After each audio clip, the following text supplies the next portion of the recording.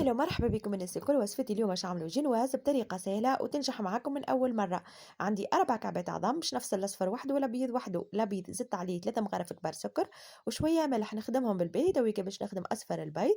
زدت عليه 3 مغارف كبار سكر، باكو سكر فاني، 75 مليلتر زيت نباتي، 200 مليلتر حليب، 8 مغارف كبار فرينة، ونصف باكو خميرة مرطبات. تويكا نخلطهم مع بعضهم الزوز، ويلزم كي نخلط من اللوطة للفوق باش تنجح معنا الوصفة والمرانج ما يهبطش معانا.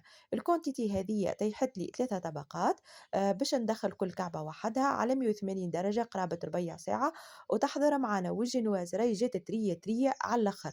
وزينوا الجاتو كيما تحبوا نتوما، المهم الجنواز تنجح معاكم. عندي كريم شانتي باش نزين بها، عندي سادة شوية بفريوة وشوية بيستاش وشوية شوكولا زينت بها من الآخر. وهكا الجاتو نتاعنا حضر. إن شاء الله تعجبكم الوصفة وتجربوها. صحة ليا وصحة ليكم وبسلامة.